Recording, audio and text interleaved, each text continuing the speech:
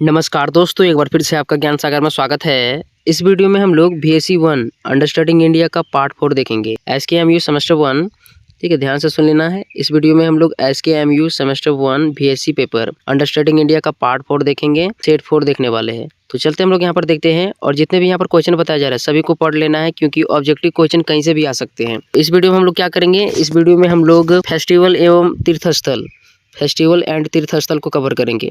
मतलब भारत में कौन कौन से प्रमुख त्यौहार हैं, कौन कौन से प्रमुख तीर्थस्थल है, इसको देखने वाले हैं। यहाँ पर हम लोग 30 क्वेश्चन देखेंगे, ठीक है। चलते देखते हैं।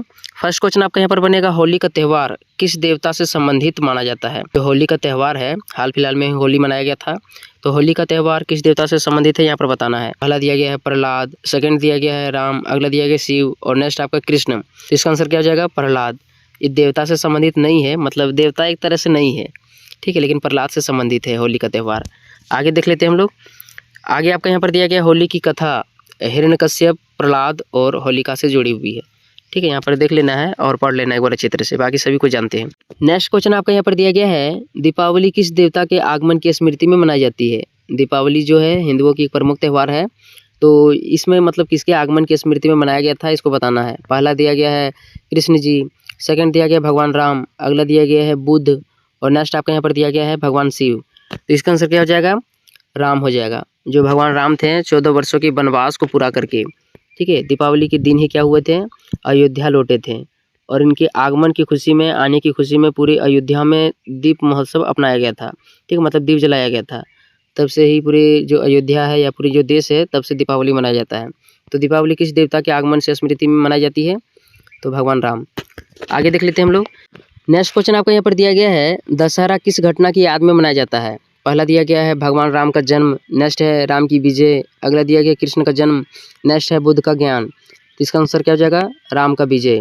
जो भगवान राम थे, इन्होंने दशहरा में क्या हुआ था, मतलब जो रावण था, रावण का वध कर दिया था, ठीक है। जब रावण का वध हुआ तभी से दशहरा मनाया जाता है, ठीक है। तो दशहरा जो होता है किस घटना की याद में मनाया जाता है, भगवान राम की विजय में।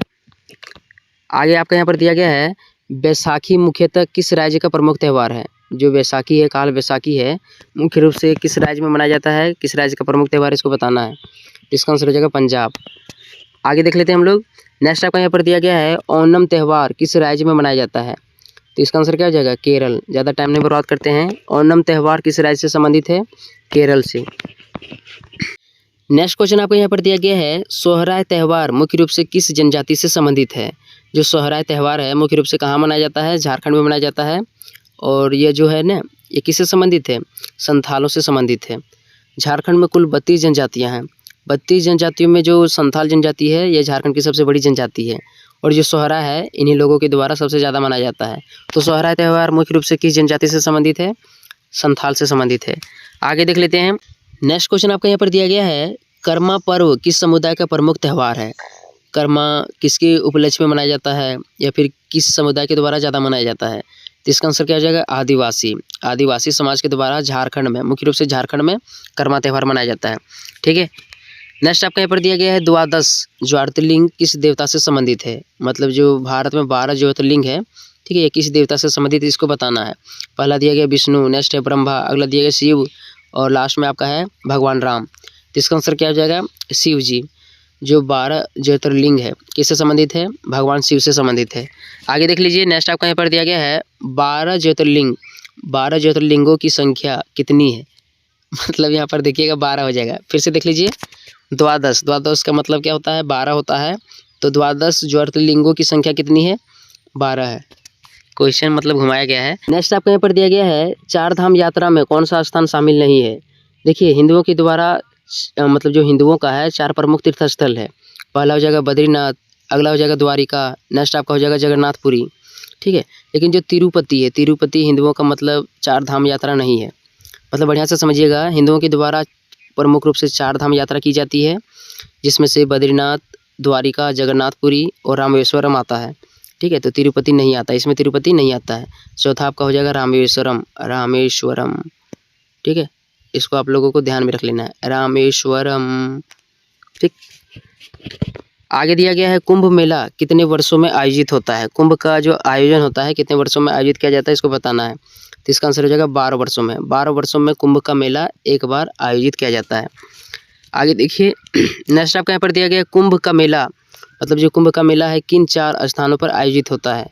पहला दिया गया प्रयागराज, अगला दिया गया द्वारिका, नेक्स्ट है उज्जैन, नासिक। तो ये सभी मतलब जो कुंभ का मेला है इन चारों स्थानों पर आयोजित होता है। पहला क्या दिया गया है प्रयागराज, अगला दिया गया हरिद्वार, नेक्स्ट है उज्जैन और नासिक। इन चारों स्थानों में कुंभ का मेला आयोजित होता है। आगे दिया गया आपका यहाँ पर अमरनाथ गुफा किस राज्य में स्थित है। इसका आंसर हो जाएगा हिमाचल प्रदेश में। हिमाचल प्रदेश में अमरनाथ गुफा स्थित है। यहाँ पर भगवान शिव जी का ठीक है एक तरह से शिवलिंग है। लेकिन ऑप्शन में यहाँ पर जम्मू कश्मीर दिया गया, यार हम गलत बता दिए ना। जम्मू कश्मीर में है, क्या है अमरनाथ गुफा किस राज्य में स्थित है, जम्मू कश्मीर में। जल्दी जल्दी थोड़ा गलती होता है, ठीक है। आगे दिया गया आपका यहाँ पर अमरनाथ यात्रा किस देवता से संबंधित है। इसका आंसर हो जाएगा भगवान शिव। अमरनाथ की यात्रा किस देवता से संबंधित है, भगवान शिव से। आगे देख लेते हैं। आगे दिया गया आपका यहाँ पर कावड़ यात्रा किस देवता की पूजा से संबंधित है। जो कावड़िया निकाला जाता है किस देवता के लिए निकाला जाता है, तो भगवान शिव, ठीक है, शिव जी के लिए निकाला जाता है। बोल बम। आगे दिया गया आपका यहाँ पर कवाड़ यात्रा मुख्यतः किस महीने में होती है। कवाड़ यात्रा मुख्यतः किस महीने में होती है, तो सावन महीने में होती है, ठीक है। जैसे ही सावन शुरू होता है कावड़िया जो लोग होते हैं देवघर जाने के लिए तैयार हो जाते हैं, बाकी अन्य जगह भी जाते हैं। आगे आपको यहाँ पर दिया गया दीपावली को और किस नाम से जाना जाता है। पहला दिया गया दीपोत्सव, रंगोत्सव, कृषक पर्व, वर्षोत्सव। इसका आंसर क्या होगा, ऑप्शन नंबर ए दीपोत्सव। दीपावली को और किस नाम से जाना जाता है, दिवाली या फिर दीपोत्सव के नाम से जाना जाता है। नेक्स्ट क्वेश्चन आपका यहाँ पर बनेगा दशहरा को और किस नाम से जाना जाता है। दशहरा को और किस नाम से जाना जाता है। पहला दिया गया विजयदशमी, रामनवमी, जन्माष्टमी, दीपावली। तो इस प्रश्न को भी बहुत सारे नहीं बना पाएंगे, तो इसका आंसर क्या हो जाएगा, मतलब बहुत सारे प्रश्न बोल देते हैं। मतलब ऐसा बहुत सारा स्टूडेंट होता है कि इस तरह का भी प्रश्न पूछ दिया जाए एग्जाम में तो नहीं बना पाएगा। इतना मतलब हम लोग के संस्कृति के बारे में मतलब पता ही नहीं है, मतलब पता रहना चाहिए। तो दशहरा को और किस नाम से जाना जाता है, विजयदशमी के नाम से जाना जाता है। इस दिन क्या हुआ था, भगवान राम ने जो रावण है इसका वध कर दिया था, विजय पाया था। आगे दिया गया आपके यहाँ पर होली को किस नाम से, होली को और किस नाम से जाना जाता है। इसका आंसर हो जाएगा रंगों का त्यौहार, ठीक है। ज़्यादा टाइम नहीं बर्बाद करते हैं, जो सिंपल है उसको तो देख ही लेना है। आगे आपके यहाँ पर दिया गया है नेक्स्ट क्वेश्चन है बैसाखी किस समुदाय के लिए विशेष महत्व रखता है। जो बैसाखी है, बैसाखी एक प्रकार का त्यौहार होता है, तो किस समुदाय से विशेष रूप से जुड़ा हुआ है, तो सिख समुदाय से, ठीक है। आगे आपके यहाँ पर दिया गया है चार धाम यात्रा किस धर्म से संबंधित है। चार धाम यात्रा किस धर्म से संबंधित है, तो किस धर्म से संबंधित है, हिंदू धर्म से संबंधित है। चार धाम यात्रा किया जाता है हिंदुओं के द्वारा, ठीक है। आगे हम लोग यहाँ पर देख लेते हैं। नेक्स्ट आपको यहाँ पर दिया गया है अमरनाथ यात्रा किस प्राकृतिक संरचना के लिए प्रसिद्ध है। तो यहाँ पर बर्फ़ का शिवलिंग है, क्या है, बर्फ़ का शिवलिंग, ठीक है। जैसे बर्फ़ का शिवलिंग, बर्फ़ का मंदिर, हिमालय का गुफा, बर्फ़ का स्तूप। तो अमरनाथ जो यात्रा है प्राकृतिक संरचना मुख्य रूप से यहाँ पर बर्फ़ का एक प्रकार से शिवलिंग है, ठीक है। ये कहाँ पर है, जम्मू कश्मीर में है।